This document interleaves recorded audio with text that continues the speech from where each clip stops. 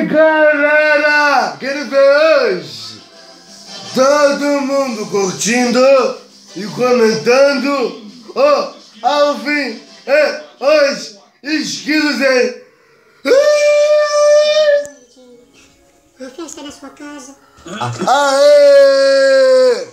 Alvin, os esquilos. Olha, isso é o que eu chamo de porão limpo.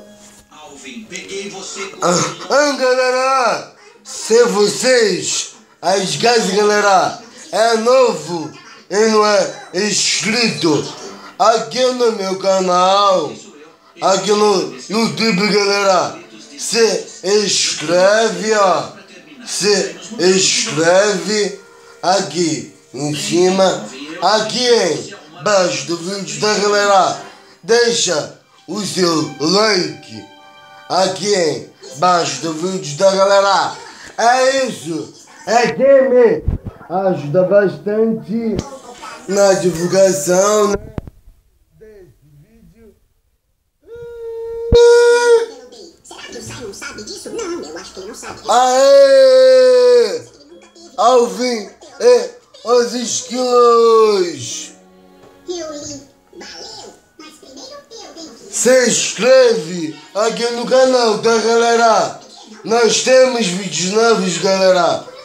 Todos os dias da semana tem vídeo, galera, do meu aniversário, né? De um ano, né? Dos Teletubbies. Esses clássicos desenhos que passava de manhã na Rede Globo.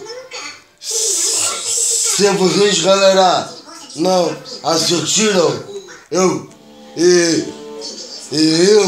vou deixar o link do vídeo aqui, ó, na descrição do vídeo.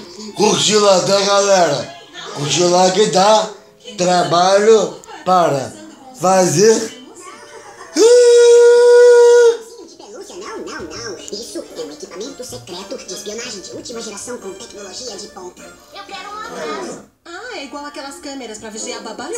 Não é câmera para vigiar babás. Isso é um... Oi, Alvin. Que ursinho é esse, hein? O urso? Não. Ele não é um urso. É um equipamento de... É uma câmera pra babás, mas é pra bebês. O quê? Não! É uma... Parece um dos ursinhos de pelúcia do meu irmão. O meu irmão também tem uma Sem assim. vergonha de dizer que ainda brinca com ursinho.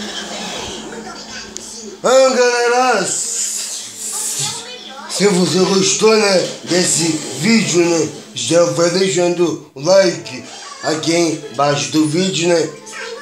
Se inscrevam aqui no canal, tá, galera? Nós temos vídeos novos, galera, de segunda a sexta aqui no YouTube, lógico. E eu, né, te vejo lá, galera.